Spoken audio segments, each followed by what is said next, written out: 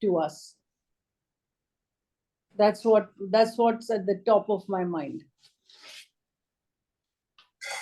It should never happen again. But if you can remember back, I want to start you from that point of 6 a.m. earlier today in 2008. Around 6 a.m. was when you were evacuated from the Taj Hotel along with 45 guests who were trapped there even as a... Sorry?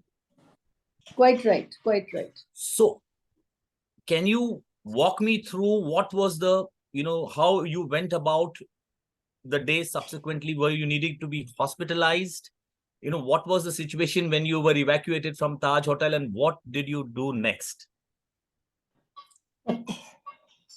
Okay, so as you say, we were brought out of the hotel at around 5:30 or 6 in the morning. I'd spent the whole night in that restaurant on the first floor in Taj with Madhavi Karandikar, and we just sat behind a table. We didn't know whether the next bomb would get us and we'd be flying out of the window like we saw other furniture, etc., flying out. We didn't know whether we would be next. Anyway, we sat there till early morning. We exchanged a few messages. I remember the police commissioner messaging me and saying that the Bombay police was not equipped to handle this kind of an attack and he would need army help. And to invite the army to help you, he needed my written consent. So I said, look, Hassan, I'm a hostage inside myself. I cannot give you my written consent now, but I will say yes and send you a message on the phone. That was my last communication with him. And then my phone conked out. I think the battery gave out. This would have been the previous night. The previous night. 11. Yes. And we sat there until morning. And then we sensed some activity outside the windows. When we looked out, we saw that the fire brigade personnel had arrived and they were setting up ladders and helping us to get out. They set up the ladders, they came up to our window, but the window was locked. The staff could not find the key to the window. So the fire brigade people had to break the windows and there was shattered glass lying all around. And everybody from that particular restaurant was evacuated. There were just 3 of us left. There was Madhavi, me, and this gentleman who appeared to be a foreigner who kept saying that he would not leave before all the ladies had left. So I got onto the ladder and I came down. I think that picture has gone viral, really. And then Madhavi could not get down the ladder. She was not very agile. So she asked for the forklift, which was sent up for her. And she got down on that. After that, the last gentleman came out after that. When I came down onto the pavement, there was a constable standing there. And I was waiting for Madhavi to come down. And the constable said, "Ithe ubhe naka raho bhai, pude chala. Don't stand there, go ahead. So I didn't say anything to him. I walked a few paces and again waited for Madhavi to come down. Once she had come down, I tried to locate my car. My car had been shifted to another street behind the Taj. So we located the driver and I got into the car and asked him to drive to Mantralaya. When we reached Mantralaya, it must have been around 6:30 in the morning, 6 or 6:30. And the guard at the gate told us that Mukhya Mantri aale hote, but he has gone to Governor House. That the CM had arrived, but he's now in Governor House. So we drove to Raj Bhavan. I must have dropped off Madhavi along the way, and then I drove to Raj Bhavan.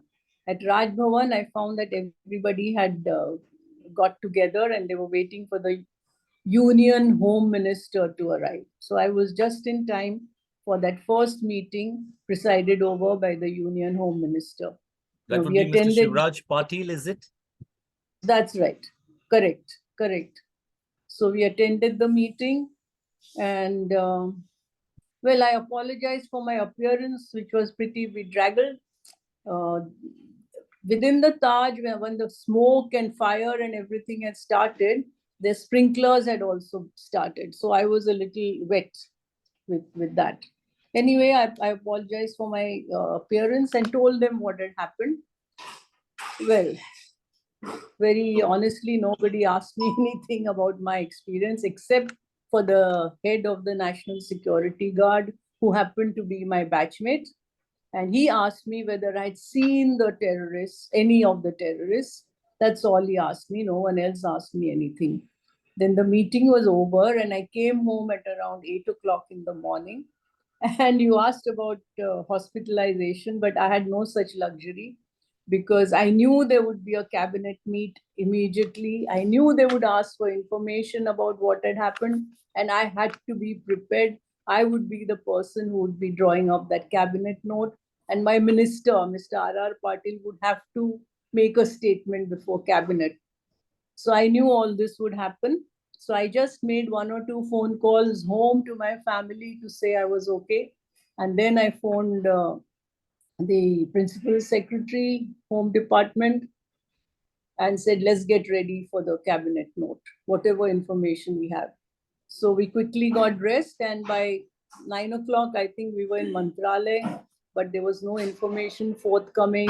Hassan Ghafoor was still out on the streets. And then we went to the police commissioner's office and sat down.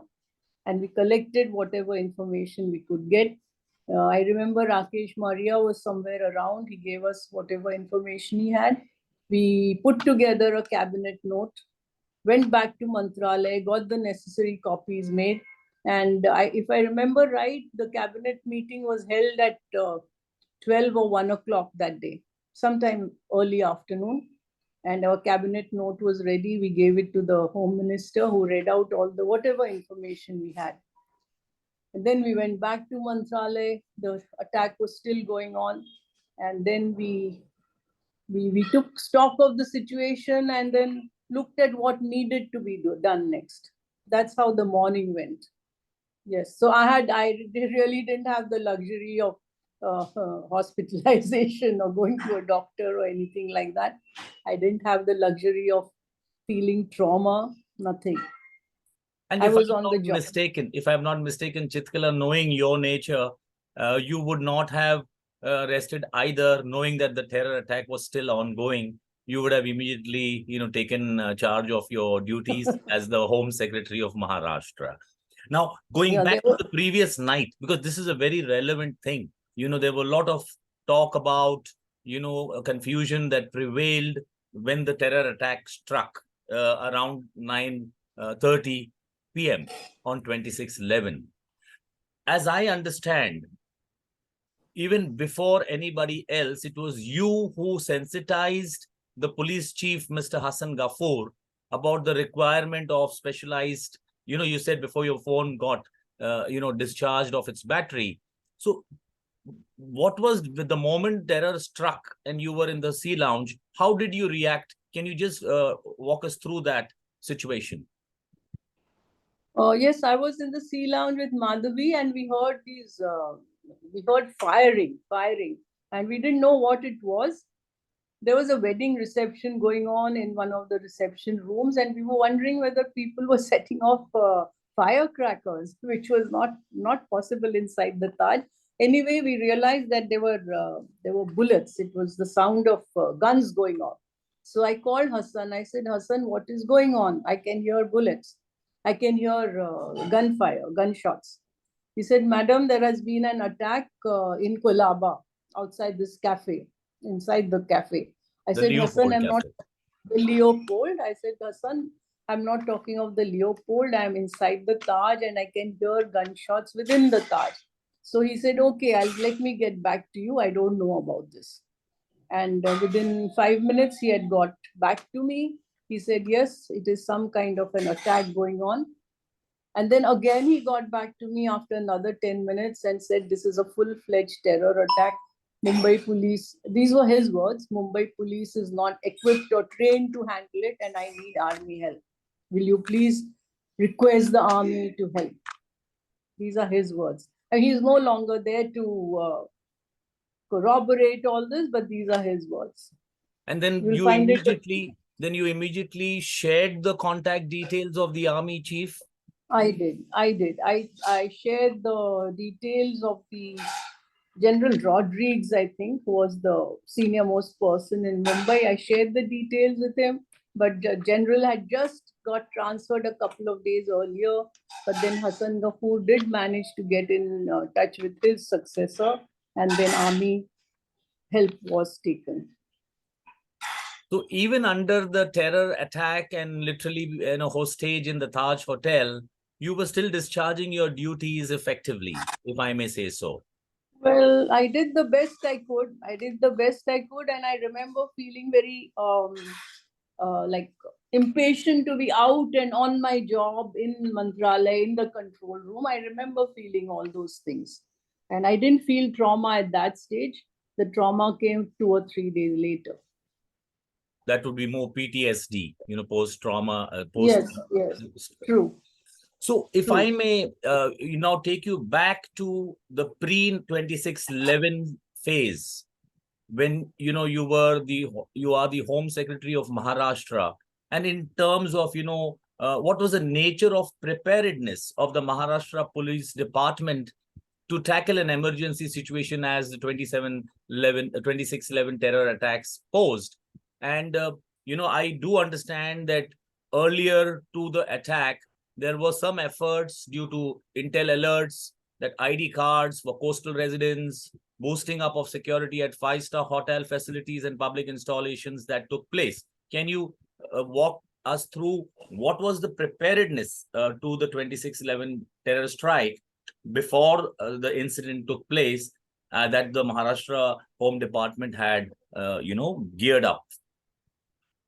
I remember regular meetings, give and take between the police commissioner and the DG of police.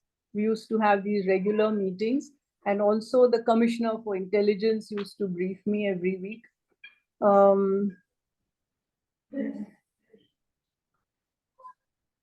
Yes, and the police, I know that the commissioner of police of Mumbai was taking steps. I remember that a whole lot of steps had been taken even inside the Taj. Door frame metal detectors had been installed. The Taj authorities had been given instructions about what to do. Surprisingly, Rennie, the evening that I walked, the evening of the attack, when Madhavi and I walked into the Taj, there were no door frame metal detectors there. We just walked in. I had a tiny pause, but Madhavi had her normal large bag, and we just walked in without being challenged or without being stopped or without being checked. And I don't know whether I should say this, but because it's hearsay, but it was told to me by the police authorities, so it should be correct, that the hotel authorities did not want the sniffer dogs inside because they were not good for their carpets. Okay.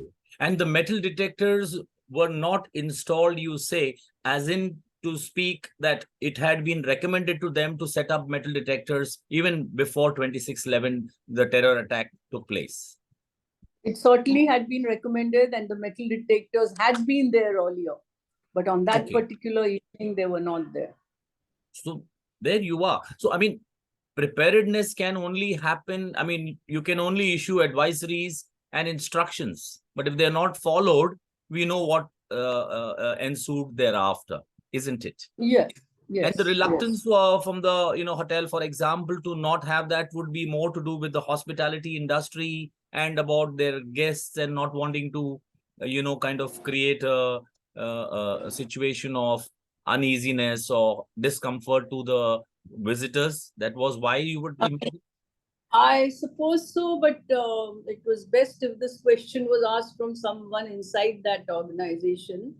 But just a comment on this, I often enter some hotels in Bombay and in other towns and cities, and they do stop your vehicle at the gate. They make you open the boot, they make you open the front, check the engine.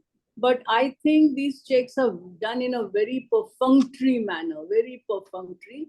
And say if I have a gun at my feet, it would just go unchallenged. They wouldn't even notice. So whatever security is there is very, very perfunctory. And I remember working for the Water Authority, Maharashtra Water Regulatory Authority, which has its office in the World Trade Center. Yes. And at the gate, we used to be stopped and the car used to be checked.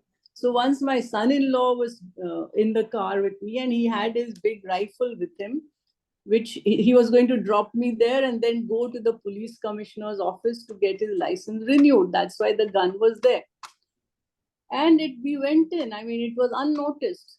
The security people did not even look at it or notice it. When I mentioned it to the security head of the World Trade Center, his reaction was, well, I would say peculiar. He said, "Madam, but how could they stop you at the gate?"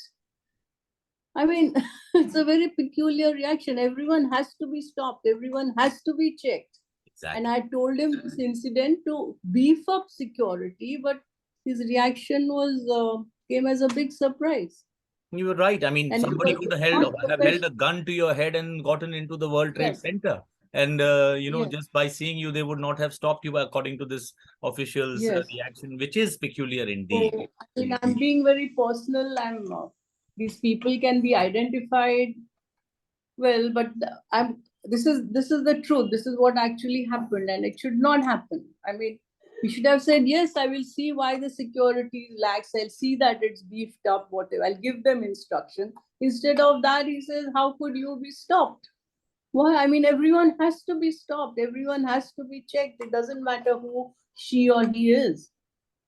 You're right, Chetkala. If I may, therefore, there was a lot of talk about intelligence alerts that had apparently been ignored by the Home Department. Yes, yes, yes, yes. If I may add to this, there was a confessional statement of two accused persons, in fact, who were subsequently, sentenced to life imprisonment and 10 years of incarceration, respectively. Being Mohammed Sabauddin Ahmed and Fahim Ansari from Mumbai, who were responsible for the January 1st, 2008 Rampur CRPF camp attack. Now, even in their confession, I remember writing about Sabauddin's confessional statement, wherein they had said that there was an operation planned in Mumbai for which they were supposed to be delivering some weapons later on. Now, this was in February that the confession was taken, and they had mentioned a Mumbai operation. So there were all these questions about why intelligence alerts apparently were ignored. But like you said, you all had issued advisories to hotels and other installations. But on the subject about intelligence alerts being ignored, how do you respond to that? Yes, Rennie, intelligent alerts keep coming in to the state government all the time. The Commissioner of Intelligence also briefs the Home Secretary every week. All this keeps happening. But let me tell you that the intelligence is very general in nature. It has to be general. I mean, it's not pinpointed. The intelligence will not say, okay, these terrorists are going to land at such and such time, at such and such place. It's not specific, and by its very nature, it cannot be specific. So yes, we did have general inputs, and the police were taking action. I mean, I have before me an article in the Indian Express today, 2611, and the art of remembering, it says. And the article says that intelligence inputs were being received. Yes, I agree, they were being received, but they were not specific. And by their very nature, by the nature of these operations, they cannot be very specific. So general precautions are always taken by the police. Always taken by the police. This was told to the legislature as well in the legislature session that happened immediately after the terror attacks in Nagpur, the session in Nagpur. Right. So, Chitkala, I suspect that, we have already reached a 30-minute barrier of this recording, since we, had an initial bit of delay in commencing. So the moment this gets disconnected, I'll send you a fresh invitation so we can continue our conversation. on the same. So in fact, let me do it promptly so that, we don't get cut off in between my next question and your response to the same. So I'm just ending this interaction for a moment and sending you a fresh invite for the second session of our conversation. Thank you for Thank being with me on this. Yeah. Thank you. Thank you.